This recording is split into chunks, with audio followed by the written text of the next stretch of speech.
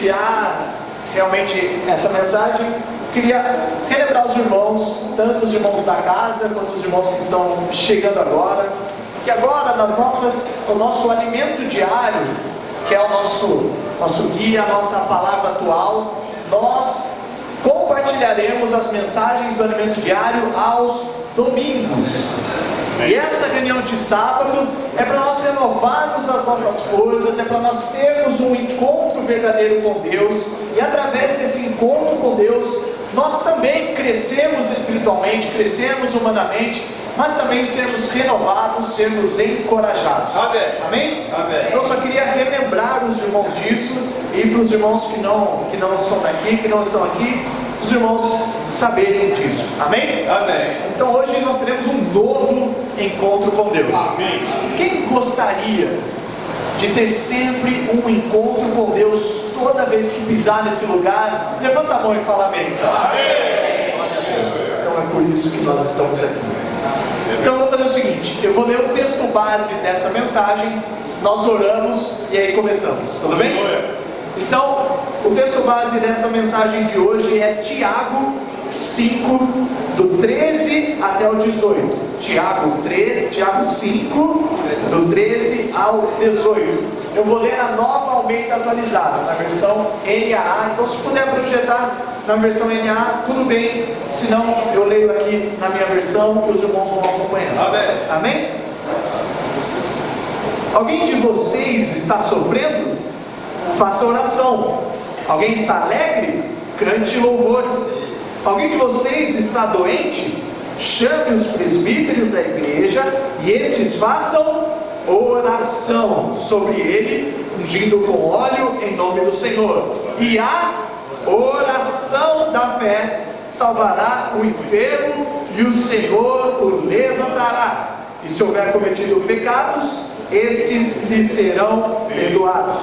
Portanto, confessem os seus pecados uns aos outros e orem uns pelos outros, para que vocês sejam curados.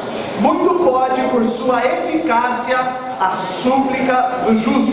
Amém. Elias era homem semelhante a nós, sujeito aos mesmos sentimentos, e orou com fervor para que não chovesse sobre a terra, e por 3 anos e 6 meses não choveu. Depois orou de novo, e então o céu deu chuva e a terra produziu os seus frutos. Vamos fechar os nossos olhos. Amém. Jesus, é um grande prazer estar na tua presença. Amém. Senhor, se algo é importante na nossa vida, esse algo é a tua presença. Amém. Por isso que nós nos achegamos a ti em oração, porque esse é um dom tão especial para nós, esse é um presente tão especial para nós, que nós pedimos que nessa noite a gente tenha um encontro verdadeiro com você, Jesus. Deus Pai, Espírito Santo, Senhor Jesus Cristo, não somente esteja aqui, porque nós sabemos que o Senhor está em todos os lugares, mas de forma poderosa, marcante e verdadeira, fale aos nossos corações, para que a gente saia daqui mais parecido contigo. Senhor, é possível sentir a tua presença aqui. Então nós queremos aproveitar bem cada um desses momentos. Em teu nome eu peço a tua bênção sobre mim, a tua bênção sobre cada um desses irmãos que estão aqui, para que realmente o teu propósito seja cumprido nesses próximos minutos. Amém. Amém. Aleluia.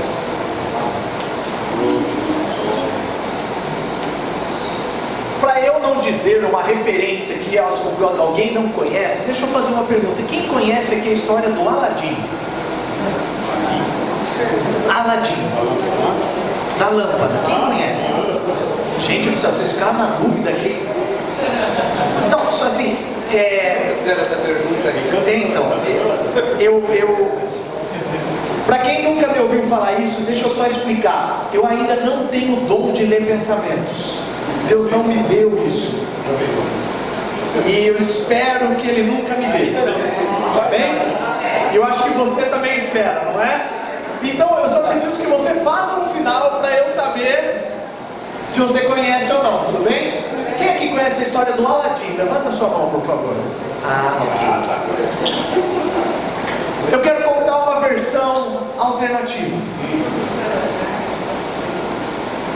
O Aladim chega lá naquela caverna misteriosa, cheia de tesouros, e ele acha a lâmpada, que ele não sabe o que é mágica. Aladim acha que é uma lâmpada, ele pega essa lâmpada e leva até em casa, coloca em cima da prateleira e deixa ela lá. Aladim é um menino muito sofrido, ele tem que roubar para viver, ele é um malandro, dá sempre um jeito com o seu macaco que o ajuda nos golpes. É uma vida muito sofrida, porque se alguém com poucas condições hoje tem uma vida sofrida, imagine naquela época, naquela situação, num deserto. Aí chega todo dia na sua casa, está lá a lâmpada mágica em cima da prateleira. Ele deita, todo cansado, o corpo dolorido de tanto correr por aí, de tanto fugir da polícia ou do exército lá, né? De tanto fugir do exército, e dorme preocupado por o que vai fazer no dia seguinte. Acorda no dia seguinte, toma seu café, seu chá, sei lá o que ele toma de manhã, porque ele encontra, não tomava nada, e lá vai ele, passa pela lâmpada, e lá vai ele para outro dia de sofrimento.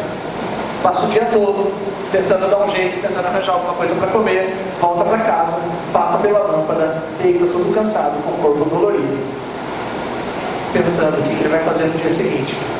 Passam-se dias, passam-se anos, o Aladim morre, e não tem nem quem enterre ele.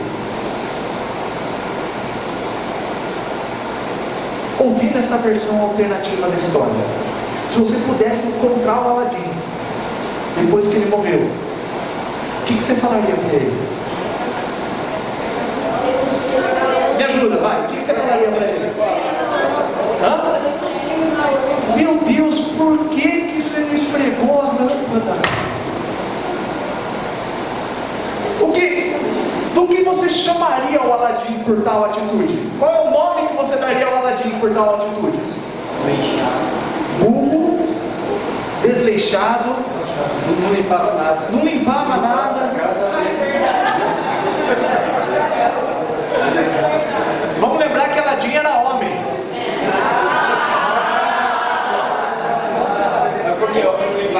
Agora é o seguinte, deixa eu te falar uma coisa. Muito provavelmente, nessa noite, eu e você vamos entender que talvez nós sejamos mais tolos do que Aladim nessa história.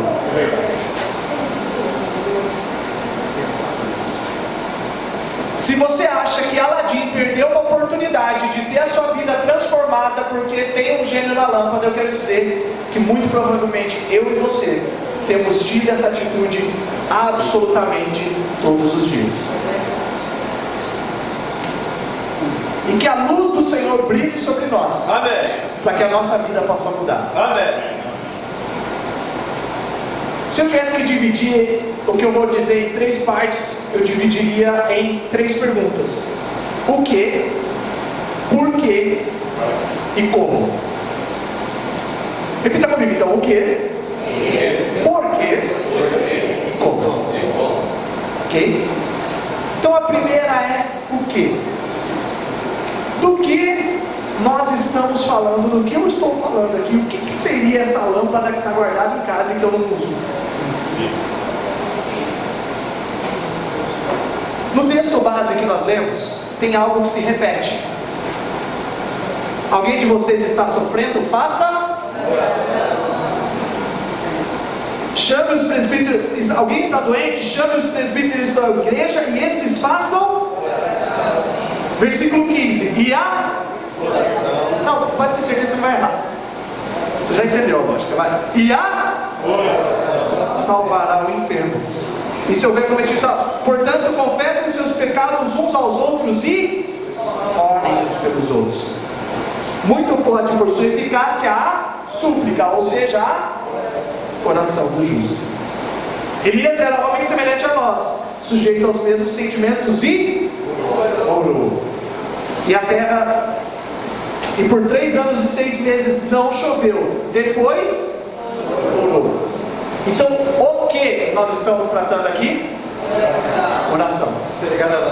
É bem mais poderoso, é bem mais relevante, é bem mais real. O que nós estamos falando aqui é de oração.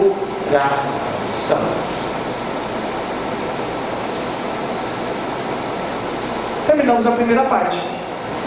A segunda parte, por quê? Por que orar? Por que oração? Por que eu devo praticar a oração? Por exemplo, 1 Timóteo 2,1 diz que antes de tudo, que se use a prática de orações. Então, por que a palavra de Deus coloca a oração como algo essencial, especial na vida humana? Em vez de trazer dados, estatísticas, informações, eu queria contar algumas histórias para vocês, para a gente entender por que a oração é tão relevante assim. Vou fazer uma pergunta para os irmãos. Um homem que habitou nessa terra, que no nosso conceito não precisaria orar, quem seria? Quem? Jesus. Porque Jesus é Deus. Jesus é Jesus. Jesus é Deus. Jesus é. Ele é. E Jesus orava ou não?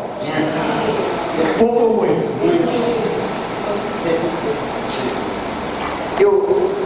Eu amo isso.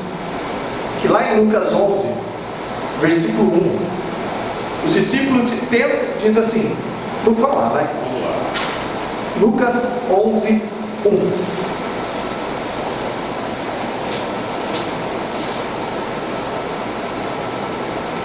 Não sabe por que eu considero uma bênção estar falando sobre esse assunto para os irmãos? Sim.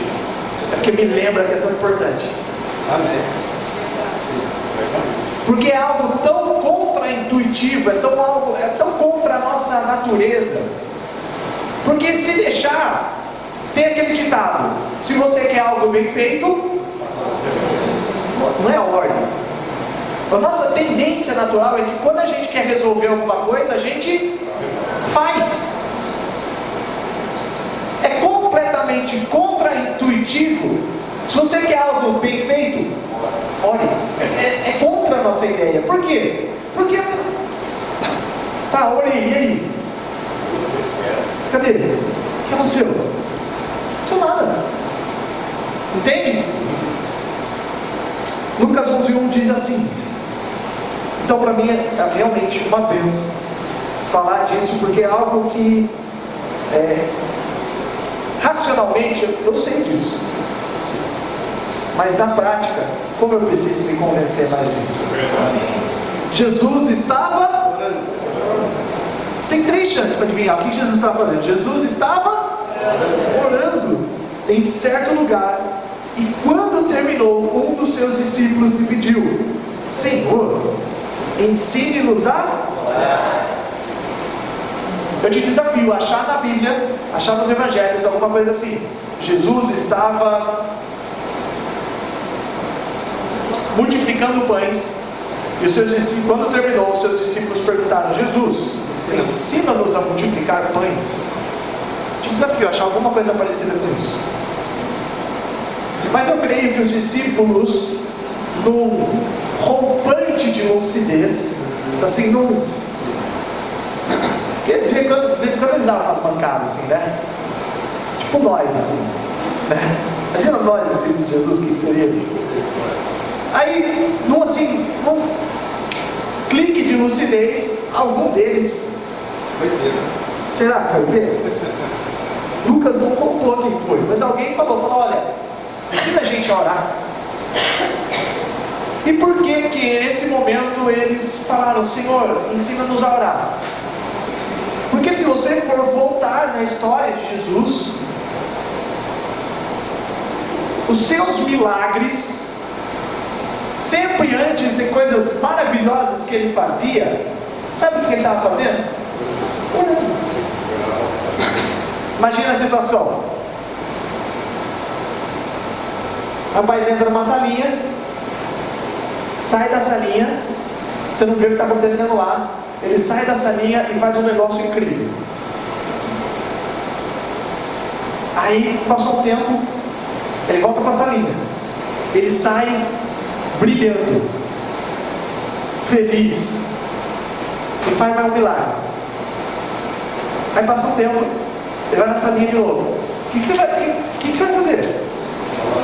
Rapaz, o que tem naquela salinha lá?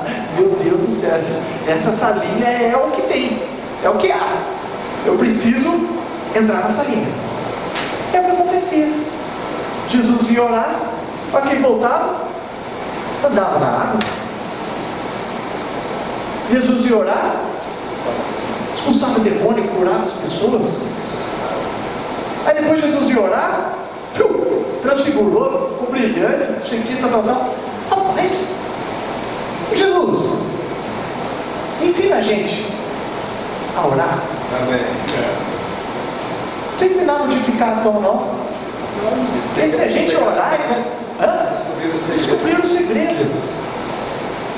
Aí talvez você possa pensar assim: ah, mas Jesus era Jesus, né? Então a oração de Jesus, acho que é fila preferencial, né? Acho que a oração de Jesus é fila preferencial, então não dá para comparar a minha oração com a oração de Jesus. Mas o trecho que a gente leu fala de outra pessoa. Fala de Elias. Elias era semelhante a nós, sujeito aos mesmos sentimentos, fraquezas. Elias teve depressão. Elias quis se matar. Sabia que Elias teve pensamentos suicidas? Teve não? Senhor, não dá mais, me mata logo. Então ele era homem? Nossa. Mas ele orou e não choveu 3 anos e meio. Orou de novo, voltou a chover. Que homem é esse? Que homem é esse? Igual nós. Então se Jesus faz um negócio, funciona. Elias faz o mesmo negócio, funciona também.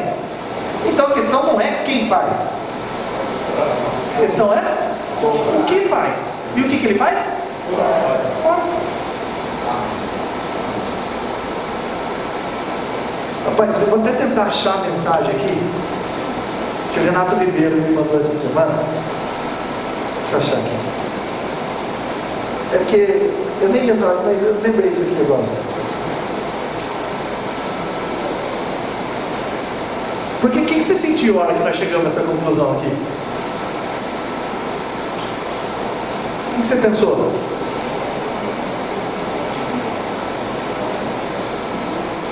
Além de não ler pensamento, eu também não escuto tão bem assim.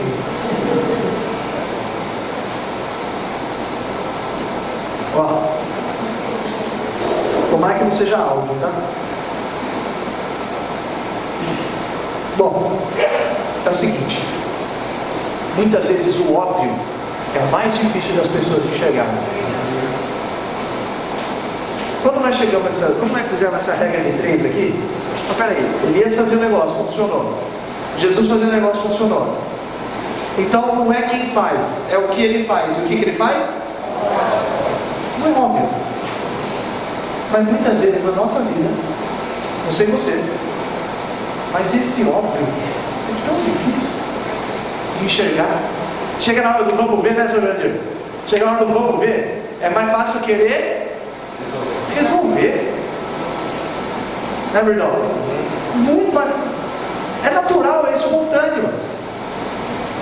Mas analisando a história, o melhor é. Então por que oração é algo tão importante? Porque Deus colocou isso numa posição especial. para que a gente tenha contato com Ele.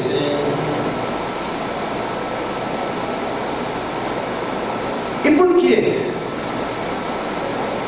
Deus faz tanta questão que a gente ore? Ele não sabe o que tem que fazer? Muito mais que eu. Muito mais que eu. Então por que Ele quer que eu ore? Por que quer que eu ore? Você já pensou nisso ou não? É comunhão. Hã? Porque Ele quer ter relacionamento conosco. Verdade. Se você for muito curioso, mas por que Deus quer se relacionar comigo? Primeiro, que Ele quer. Porque Ele gosta. Porque Ele é amor. Ama a nossa presença. Porque Ele é amor, Ele quer se relacionar conosco. Amém. Mas ele assim, mas para que Ele quer se relacionar conosco? Porque quanto mais eu me relaciono com Ele, mais parecido eu fico com Ele. Aleluia. Amém.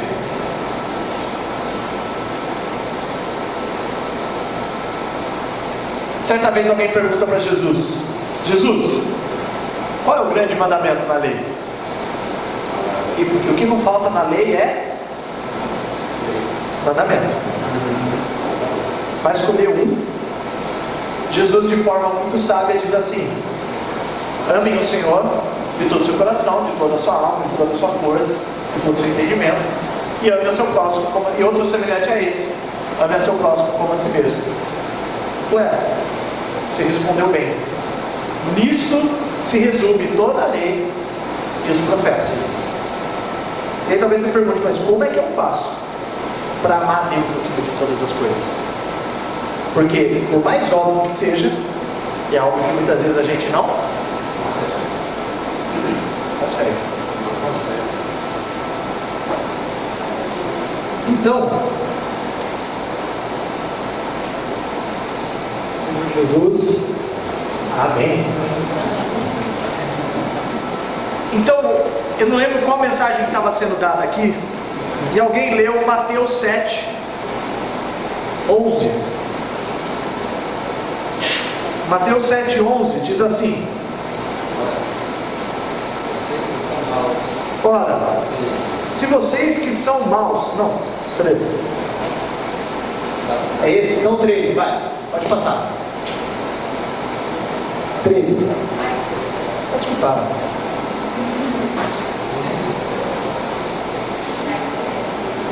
Deixa eu achar então, já te falo. 12. Portanto, tudo que vocês querem que os outros façam a vocês, façam também vocês a eles, porque esta é a lei e os profetas. Eu falei, mas peraí, eu já vi esse negócio de lei e os profetas em algum lugar. Onde que eu... Aí eu sabia que é lá no grande mandamento, não é? O grande mandamento também fala, olha, nisso se resume toda a lei e os profetas. Eu falei, mas isso aqui é aquilo lá. Aí eu entendi que o que está escrito aqui é o jeito de eu praticar aquilo lá. Então como que eu faço para amar o próximo como a mim mesmo? O que eu quero que os outros façam para mim, eu faço para eles. Assim. Faz sentido? Então o que eu quero que ele faça para mim, eu faço para ele. Então o que eu estou fazendo? Amando o próximo como eu mesmo. Então antes está a primeira parte, no versículo 7. Peçam e lhes será dado, busquem e acharão, batam e a porta será aberta para vocês. Pois todo o que pede recebe, o que busca encontra, e a quem bate a porta será aberta. Ou quem de vocês, se o filho pedir pão, ou se pedir um peixe, dará uma cobra? Olha, que vossa... Quanto mais o Pai de vocês, que está nos céus, dará coisas boas aos que lhe pedirem. Quer aprender a amar a Deus acima de todas as coisas? Sim. Peçam, e lhe será dado. Aleluia. Busquem, vocês vão achar. Sim. Batam e vai ser aberto. Porque quando você pede algo, o Pai dá. A prática mágica de amar a Deus acima de todas as coisas é oração. Por que eu devo orar? Beleza, então a gente já sabe o que, a gente já sabe o porquê. Agora falta o que, irmãos? Como? E para dizer como orar, tem muita coisa. Muito. Dá para fazer uma série até 2000 e sei lá quanto, só sobre como orar. Mas hoje, orando pela palavra que iria ser dada agora, Deus me falou assim: nem a história de Elias. Não é esse o texto base da mensagem? Elias orou, não choveu 3 anos e meio. Orou de novo, choveu. E sabe o que eu descobri? Que aconteceu um monte de coisa nesse meio. E uma das coisas eu nem sabia que era entre uma coisa e outra. Quando fala de Elias, qual que é a coisa que você lembra primeiro? De Jezabel, é verdade. Então vamos lá. Ou da carruagem. Tem um episódio. Bom, não vou dar spoiler não, vamos ler. Primeiro Reis. 1 Reis 17, versículo 1. 1 Reis 17, versículo 1 é o começo da história de Elias. Diz assim: então Elias, então aqui apresenta a personagem Elias. Até então você nunca tinha ouvido falar de Elias. Agora Elias surge na história. Eu falei assim, mas então Elias? Quando eu li o então, qual foi o meu... O que eu fiquei com vontade de fazer? Saber o que veio antes. Certo? Então Elias. Eu falei, mas por que então? O que aconteceu antes? E o que aconteceu antes? Acabe vira rei. Acabe virou rei de Israel. E Israel já tinha ídolos, mas Acabe foi pior ainda. Ele casou com Jezabel e estabeleceu no reino de Israel uma cultura de adorar principalmente Baal e a deusa Azerá. Israel então vira um reino idólatra. Então Elias. Esse contexto aparece o homem de Deus. Tanto que diz que nos últimos dias será como nos dias de Noé, mas também será como os dias de... Faz sentido? Não é isso que a gente encontra por aí? Uma cultura que talvez o último recurso, ou nem isso, seja Deus. Tem um monte de outros recursos que as pessoas usam para se satisfazer. Então Elias surge nesse contexto, e aí diz assim: ele disse a Acabe. Então ele vai para esse rei idólatra e fala na cara do rei e diz assim: tão certo como vive o Senhor, Deus de Israel, a quem eu sirvo, não haverá orvalho nem chuva nos próximos anos, a não ser quando... Arrepiou?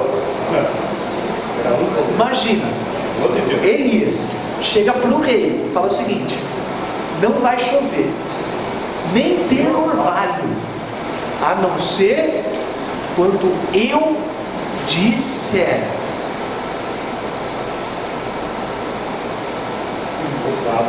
Se você fosse Elias, se coloca no lugar de Elias, você falou para o rei: rei, vai chover a não ser quando eu disser. Primeiro dia não chove, aí vem o segundo dia, você vai dormir assim, de repente você ouve um vento mais úmido assim, passa uma nuvenzinha.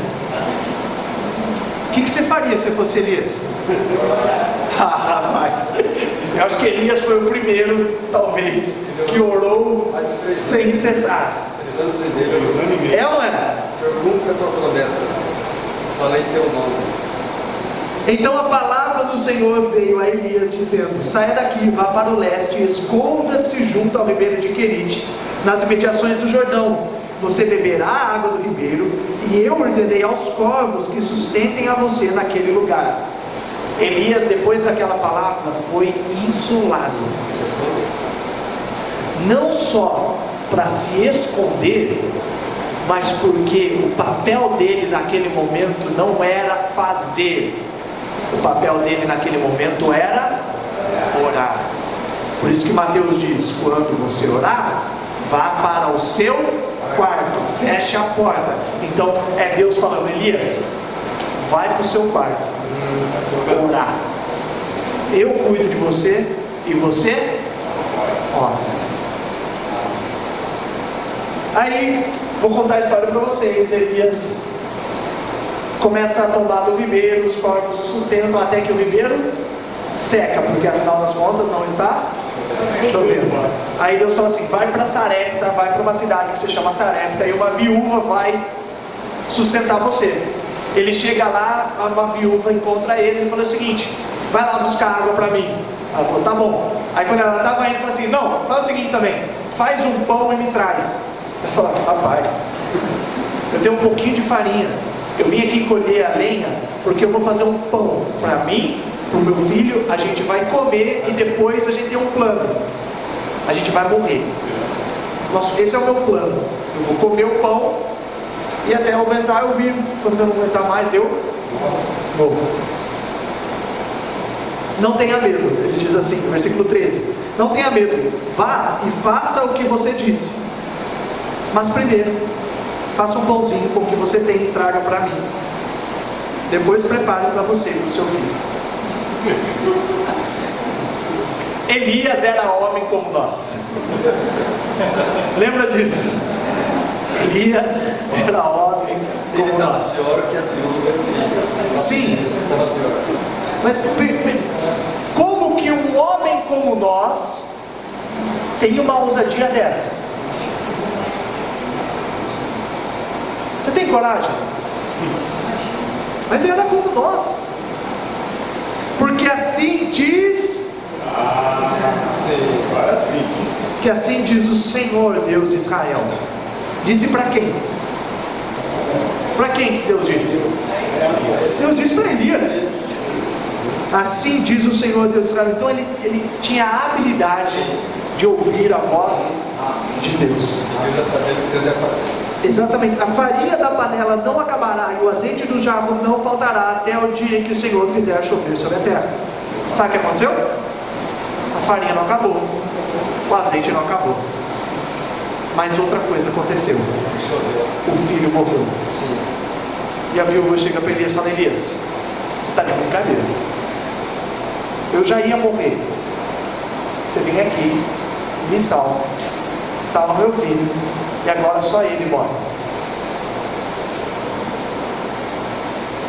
Então Elias pega o filho e fala assim: me dá o seu filho, vai para o quarto de cima, manda o filho deitar não, né? Deita o filho, se deita e fala assim, se deita sobre o filho e fala assim: ó Senhor meu Deus, por que afligiste essa viúva com quem meus pés matando o filho dela? Versículo 21: ó Senhor meu Deus, peço-te que restituas a vida a este menino.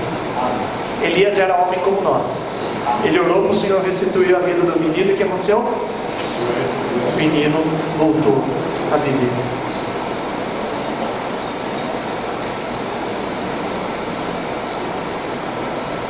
Que tal cada um de nós fechar os olhos e ter uma oração do Senhor agora? Eu ia perguntar se você está com vontade de orar, mas eu imagino que sim. Então feche seus olhos, peça algo para Deus.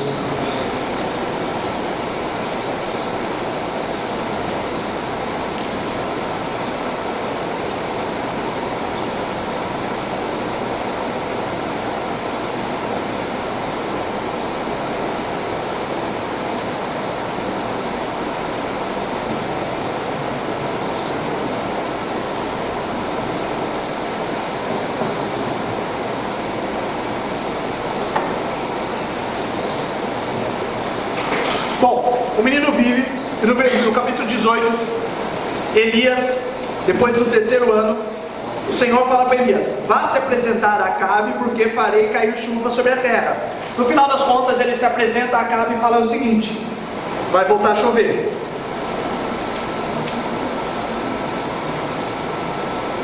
Bom, cadê? Você quer que eu fale? Tá. Então presta atenção. Deus fala assim para Elias: Elias, vá se apresentar a Acabe e avise que vai voltar a chover. Elias chega para Acabe e fala o quê? E aí que eu quero que você perceba como nós devemos orar, como eu me torno alguém de oração. Acabe manda, Elias fala assim, ó, junta todo mundo no Monte Carmelo, junta os profetas de Baal, junta o povo inteiro. Percebe que ainda não voltou a chover. Antes de voltar a chover, ele fala, ó, manda juntar todo mundo no Monte Carmelo, chama os profetas de Baal, porque até quando vocês vão ficar manquejando, quando vocês vão ficar com o pé em cada lado da canoa? Vamos resolver essa situação. Se Baal é Deus, adorem Baal, mas se o Senhor é Deus, vamos voltar o nosso coração para Deus. Então nós vamos fazer um teste aqui, para ver se Baal é Deus, ou se o Senhor é Deus. E o teste que ele falou é o seguinte: pega os profetas aí, eles vão orar para Baal. Vamos lá, voltando. Então vamos fazer 2 altares aqui, vamos preparar a oferta, e vocês vão orar para Baal. Nós não vamos pôr fogo na oferta. Vocês oram para Baal, eu oro para Deus. Quem mandar fogo do céu é Deus. Simples assim. Boa esta palavra. Aí eles falam assim, boa, Desafio. agora sim. Os 450 profetas de Baal fazem os altares. Os 450 profetas de Baal começam a orar a Baal e nada de fogo. Começam a gritar para Baal e nada de fogo. E Elias começa, ele deve estar dormindo, grita mais alto aí, galera. Aí eles começam lá a gritar mais alto. Falou, não, mas eu acho que ele está almoçando, vai lá, continua aí e tal. E eles lá e tal. E eles começam a se cortar para ver se Baal se sensibiliza. E nada de fogo, nada de fogo, nada de fogo. Quando já cansaram, Elias falou, tá bom, agora é minha vez. Vamos fazer o seguinte, pega esse, ó, então vamos dizer que aqui é o altar. Então faz o seguinte, cava aqui um bom tanto, um buraco bem grande, cava aqui em volta, cava aqui em volta. Obrigado. Cava aqui em volta, cavado. Agora faz o seguinte, joga um balde d'água. Joga um tanto de água lá, um balde, nem sei, né? Joga lá um canto de água. Jogou. Mas não é para pôr fogo? Isso é gasolina, álcool, qualquer coisa assim, né? Jogou água, jogou. Então faz o seguinte agora, joga mais, jogaram mais água. Fala uma coisa aqui pra mim, dá um favorzinho. Joga mais água. Jogaram água a ponto de esse buraco aqui formar um corguinho. 144 litros de água. 144 litros de água. Quando chegou a hora do sacrifício da tarde, versículo 18:36, Elias se aproximou do altar e disse, ó Senhor, Deus de Abraão, de Isaque e de Israel, que hoje se fique sabendo que Tu és Deus em Israel, que eu sou o seu servo, e que segundo a Tua palavra fiz todas essas coisas. Responde-me, Senhor, responde-me, para que este povo saiba que Tu, Senhor, és Deus, e que fizeste o coração deles voltar para Ti. Repita comigo, o coração deles voltar para Ti. Então caiu o fogo do Senhor e consumiu o holocausto, as lenhas, as pedras e a terra, e ainda lambeu a água que estava na vala. Não sobrou nem pedra. Você já viu fogo queimar pedra? O fogo queimou a pedra, fez secar a água ao redor. Quando o povo viu isso, todos se prostraram com o rosto em terra e disseram, Senhor é Deus, só o Senhor é Deus. Então nós repetimos de novo, o Senhor é Deus. Só o Senhor é Deus. Então Elias disse: prendam os profetas de Baal, que nenhum deles escape. Eles o prenderam, e Elias os fez descer até o ribeiro de Quizon, e ali os matou. Então, o que Deus tinha falado para ele que ia fazer? O que ia acontecer? Ia voltar a chover. Mas antes de voltar a chover, aconteceu isso. Entende? Sim. O Senhor faz o coração do povo se voltar para Ele. Então aquilo que a gente leu em Tiago, que ele orou, não choveu, voltou a orar, não choveu, o que tem nesse meio?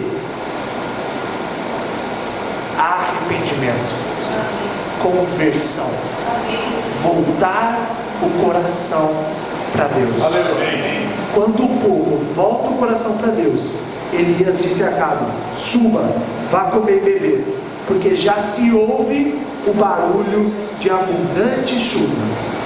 Acabe subiu para comer e beber, mas Elias subiu até o alto do Carmelo. Ali, encurvado para a terra, pôs o rosto entre os joelhos e disse ao seu servo: vai e olhe para o lado do mar. Ele foi e olhou e disse: não vi nada. Então Elias disse: volte. E assim por 7 vezes. Elias orando, nada. Elias orou de novo, nada. Elias orou de novo, nada. Elias orou de novo, nada. Elias orou de novo, nada. Elias orou de novo, nada. Na 7ª vez, o servo fala: olha, se levanta do mar uma nuvem pequena como a palma da mão de um homem. Então Elias disse: suba e diga a Acabe: apronte o seu carro e desça, para que a chuva não detenha. Em pouco tempo, o céu escureceu, como nuvens. Calma. Lembra do como? Sim. Lembra do como? Primeira, conversão, arrependimento. Segundo, ora uma vez, ora 2 vezes, ora 3 vezes, ora 4 vezes, ora 5 vezes, ora 6 vezes, ora 7 vezes. Quando apareceu uma nuvem do tamanho da mão do homem, é melhor se aprontar, porque a chuva está chegando.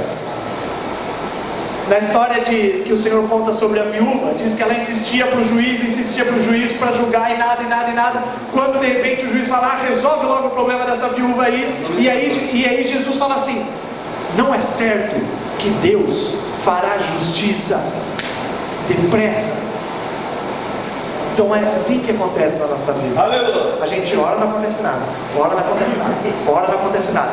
Mas quando Deus resolve entrar em ação, é chuva na serra.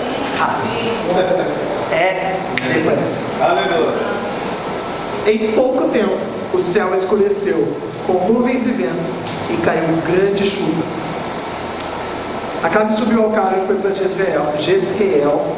A mão do Senhor veio sobre Elias, que cingiu os lombos e correu na frente de Acabe até a entrada de Jezreel. Depois disso,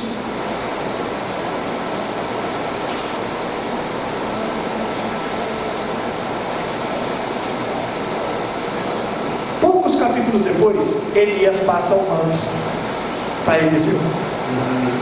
Então eu diria que a grande parte da história de Elias está entre a seca e a chuva. Sim. Elias orou, não choveu. Elias orou de novo, choveu. Jesus fez algo, dava certo. Elias fez essa mesma coisa, também foi usado por Deus. Aí talvez você fale assim: não, mas Jesus é Jesus, e talvez você ainda fale: ah não, mas Elias é Elias. Tá certo que fala que é homem como nós. Então, para terminar, eu quero contar só mais 2.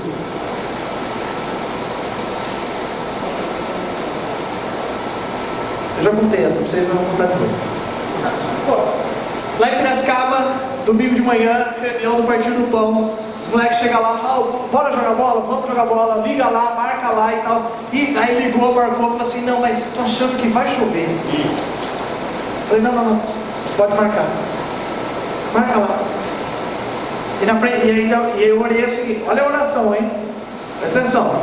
Falei, Deus, eu não sou Elias, e o assunto é muito menos importante, mas eu só estou pedindo 1 hora. Elias orou e não choveu 3 anos e meio. Eu estou só pedindo 1 hora. Oração de Deus. Entendeu? Pode deixar marcado. Fiz essa oração. Começou chuviscando. Chegando no campo, chuviscando. A gente entrou no campo. Parou de chover. Liguei o carro para ir embora. Voltou a chover.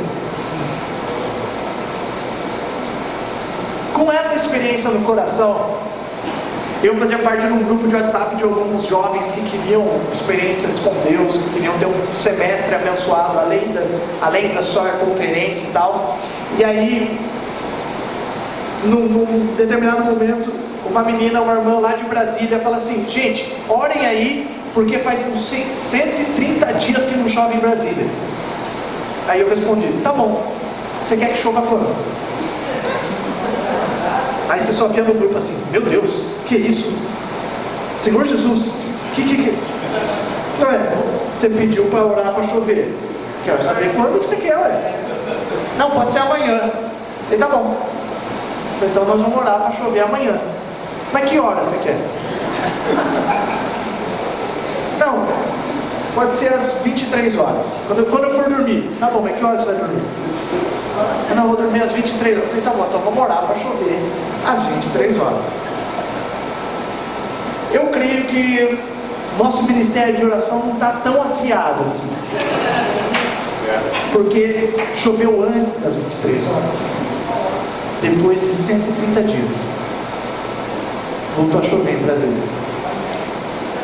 Então se você falar assim, ah não, mas Jesus era Jesus. Ah não, mas Elias era Elias. Então pronto, resolvemos o problema. E eu dei uma palestra ontem lá na Expo Cristã, no stand do Instituto Vida para Todos, sobre adolescentes.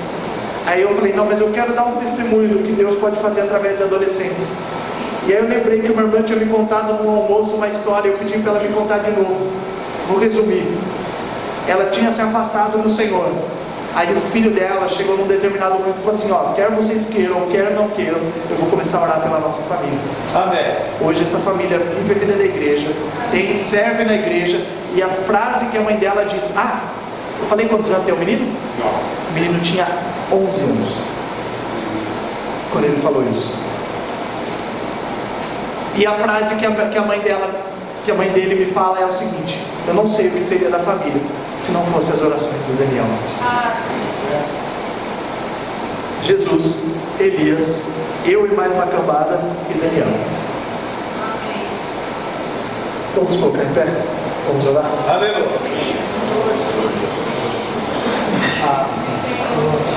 Antes de nós orarmos juntos, faça a sua oração pelo que o Senhor colocou no seu coração nesse momento.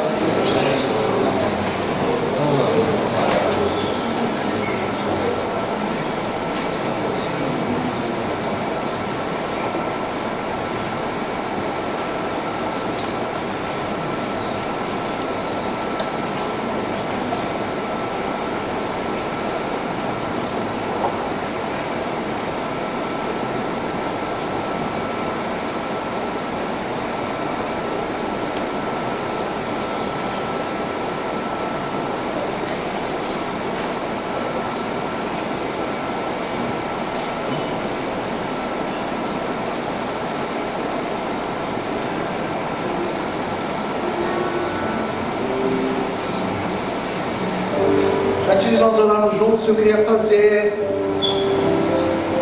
pelo menos um apelo, pelo menos um chamado. Nós vimos que a forma de nós termos um viver de oração inclui arrependimento e conversão. Que nada mais é do que uma declaração de que Jesus é o Senhor da minha vida, que Jesus é Deus e que eu aceito Ele para dentro do meu coração. E que eu não quero que outras coisas tomem o lugar de Deus, tomem o lugar do Senhor Jesus no meu coração. Então o primeiro passo para ser alguém de oração é aceitar ter esse relacionamento com Deus. Eu peço que todos fechem os seus olhos agora, E a pergunta que eu quero fazer é a seguinte: quem aqui sente que nessa noite precisa voltar o seu coração para Deus, se arrepender, e talvez até alguém aqui sinta que ainda não teve uma experiência real de conversão, de aceitar o Senhor Jesus? Então o chamamento é para esses dois tipos de pessoas: aqueles que talvez tenham tido um viver cristão, mas sentem que ainda não tiveram realidade na sua conversão, em aceitar Jesus, se arrepender dos seus pecados e aceitar Jesus como Senhor e Salvador. E o segundo grupo de pessoas que já aceitou Jesus, que já é um cristão, mas de alguma forma, assim como o reino de Israel, se afastou de Deus e buscou outras coisas, e outras coisas têm ocupado o lugar de Deus na sua vida. Se você se encaixa em qualquer um desses grupos, eu gostaria que você levantasse a sua mão direita. Nós só vamos orar juntos. Gostaria que você se levantasse a sua mão direita.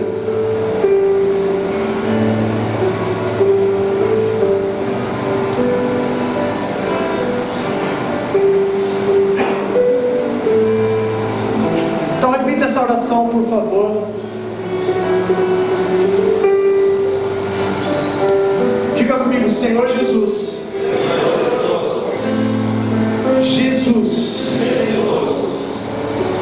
me ensina a orar. Senhor, para mim é mais fácil fazer. Na realidade, na verdade, eu confio mais em mim do que em você. Mas Senhor, me ensina a fazer da oração o meu primeiro e o meu último recurso. Senhor Jesus, eu quero me aproximar novamente do Senhor e ter um relacionamento contigo, Senhor. Senhor, se algo tem ocupado o teu lugar na minha vida, como a minha paz, como a minha alegria, como o meu amor, eu te peço perdão. E eu abro mão de todas as coisas para ter Jesus como meu Senhor. Senhor Jesus. Amém. Aleluia. Vamos fazer esse hino, a nossa oração, então.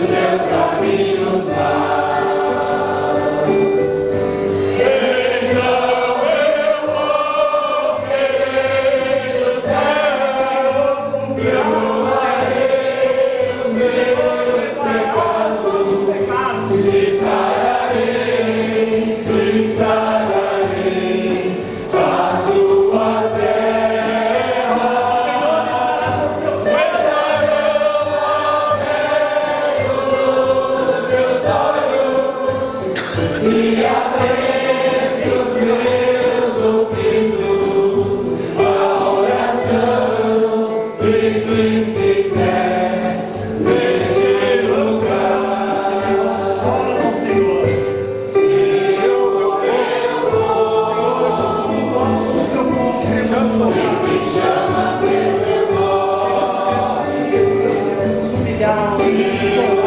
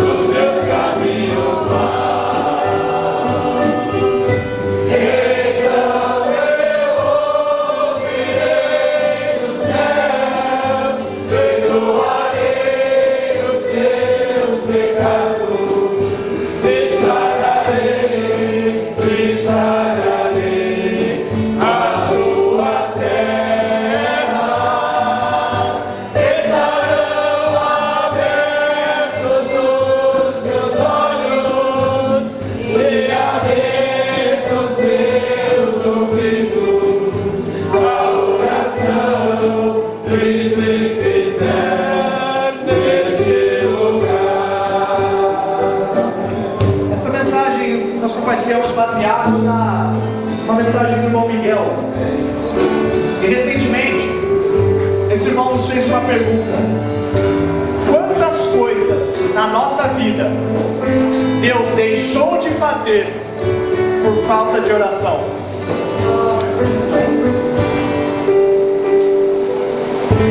Que nessa noite nós possamos realmente nos arrepender e começar a fazer as orações necessárias para que Deus faça aquilo que Ele quer fazer. Então, se a pergunta até hoje foi quantas coisas Deus quis fazer e não pôde por falta das nossas orações, que a partir de hoje a história seja quantas coisas que Deus quis fazer, Ele passou a fazer porque nós passamos a orar. Essa é a promessa do Senhor. Se o seu povo se não orar, se converter e orar, Ele ouviria dos céus. Ele estaria com seus ouvidos atentos e sarará essa terra.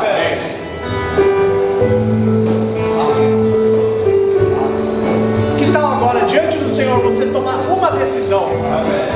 Diante do Senhor, tome uma decisão. Fala para Ele como você vai começar, como você vai começar a agir a partir de hoje.